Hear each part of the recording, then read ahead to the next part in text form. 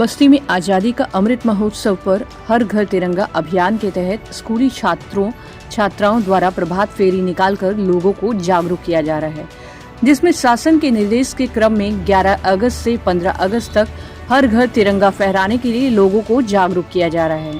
जागरूकता अभियान के तहत प्राथमिक विद्यालय, पूर्व माध्यमिक विद्यालय के सभी स्टाफ ने माध्यमिक विद्यालय परिसर में उपस्थिति द्वारा छात्रों द्वारा मानव श्रृंखला बनाई गई और शपथ ली।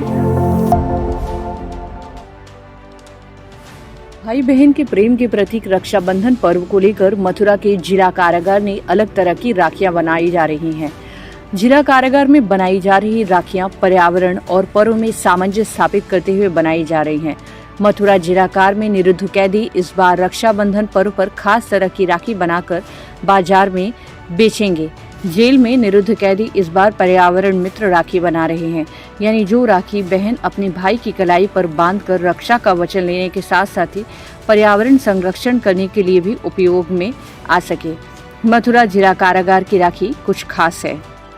देखिए, जिला कारागार मथुरा में कौशल विकास योजना के अंतर्गत वर्तमान में खजानी इंस्टीट्यूट की तरफ से, चैरिटेबल ट्रस्ट की तरफ से उनकी जो प्रशिक्षिका हैं सिप्रा राठी के द्वारा जो है बंदियों को राखी बनाने का प्रशिक्षण दिया जा रहा है। वर्तमान में यह प्रशिक्षण जो है उनको आर्थिक रूप से भी सहयोग करेगा और साथ ही एक मैसेज देने का प्रयास किया जा रहा है, जिसमें पर्यावरण मित्र राखी बनाए जाने का यहाँ पर कार्य प्रशिक्षण चल रहा है और 500 राखियाँ बनाने का टारगेट लिया गया है। यह राखियाँ ऐसी हैं कि आप अपना पर्व मनाइए और साथ में जब पर्व समाप्त हो जाए तो उसको किसी मिट्टी में डाल देंगे, पानी में डाल देंगे, तो एक वो उसमें बीज लगा हुआ है, उसमें पौधे का रूप वो धारण कर लेगा। अर्थात पर्व के साथ साथ हम पर्यावरण के साथ भी एक सहयोग कर रहे हैं और पर्यावरण को भी साथ लेके चल रहे हैं। AMU में अब सनातन धर्म की पढ़ाई को लेकर एक प्रस्ताव पास हुआ है, जिसमें अब AMU सनातन धर्म से जुड़ी हुई पढ़ाई भी होगी। AMU में सनातन धर्म की शिक्षा को लेकर मुस्लिम धर्म गुरु जमीयत दावतुल मुसलमीन के संरक्षक कारी इतिहास गोरा ने अपनी प्रतिक्रिया दी है। कारी इतिहासक गोरा का कहना है कि वो पहले से ही कहते हैं कि हर इंसान को एक दूसरे के धर्म का ज्ञान होना चाहिए, दूसरे के धर्मों की विशेषता पता होनी चाहिए, लेकिन जबरदस्ती इसको किसी पर थोपना नहीं चाहिए। AMU में सनातन धर्म की पढ़ाई को लेकर पत्रकार दोस्तों ने हमारी प्रतिक्रिया लेने की बात कही है। मैं ये बात वाज़ेह कर दूं कि हमने पहले भी कहा था और आज भी कहते हैं कि मजहब की जानकारी लेना या मजहब की जानकारी देना अच्छी बात है, पर इसको थोपना उचित नहीं। मैं अपने मजहब की अगर बात करता हूं कि मैंने अपने मजहब की तमाम ज़्यादातर किताबें पढ़ी हुई हैं और मैंने दूसरे मज़ाहिब की भी किताबें पढ़ी हैं अल्हम्दुलिल्लाह, पर यह मेरा अपना मामला है। अगर कोई अपनी मजहब की किताबें किसी पे थोपता है तो मैं समझता हूं कि ये लोकतंत्र के खिलाफ है। बहरहाल अगर इसे कोई शौक से पढ़ना चाहे तो उसको पढ़ाएं, और अगर कोई जबरदस्ती थोपता है तो ये तरीका उचित नहीं है। सड़क से संसद तक कांग्रेसी कार्यकर्ताओं का हल्ला बोल जारी है। कानपुर में बढ़ती महंगाई को लेकर कांग्रेस कार्यकर्ताओं ने मोती झील स्थित राजीव वाटिका में विरोधी प्रदर्शन किया। कई कांग्रेसी कार्यकर्ताओं को हिरासत में भी लिया गया है। पर भारतीय जनता पार्टी की मोदी और योगी सरकार के इशारे पर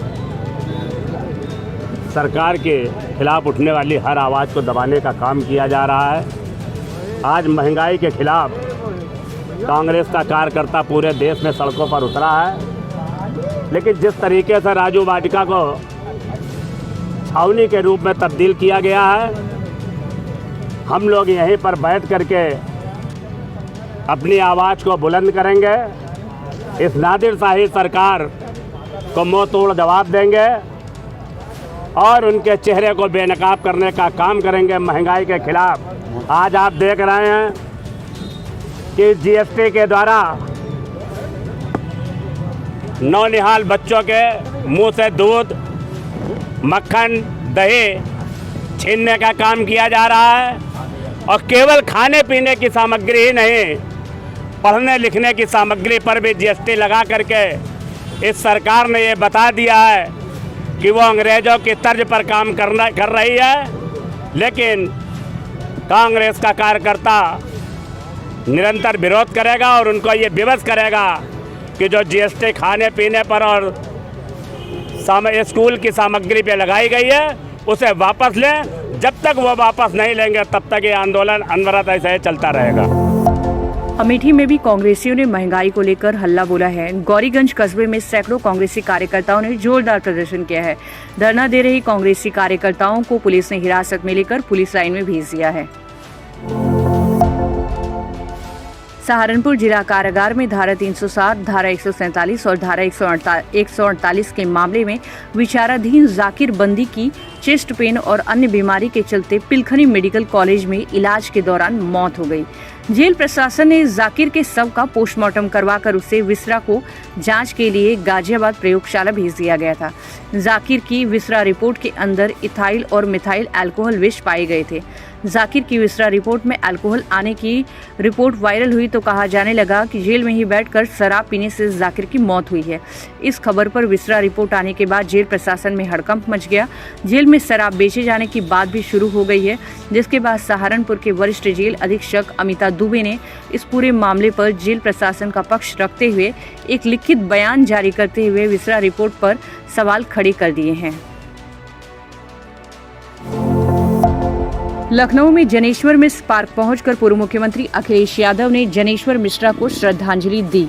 इसके साथ ही उन्होंने बीजेपी पर हमला बोलते हुए कहा कि पिछड़ों दलितों के साथ बीजेपी ने धोखा किया है। बीजेपी हमेशा लोगों को बंटने की राजनीति करती आई है। उनके पास महंगाई, बेरोजगारी पर बीजेपी के पास कोई जवाब नहीं है। जनेश्वर मिश्र को अखिलेश यादव ने श्रद्धांजलि दी। कि जो उद्घाटन प्रधानमंत्री जी ने किया वही बुंदेलखंड एक्सप्रेसवे ढह गया। क्या बुंदेलखंड एक्सप्रेसवे की ईडी जांच होगी? क्या सीबीआई जांच होगी? जो 15,000 करोड़ का एक्सप्रेसवे है, प्रधानमंत्री जी ने उद्घाटन किया हो, अगले दिन ढह गया हो, क्या इसकी ईडी जांच होगी? क्या सीबीआई की जांच होगी?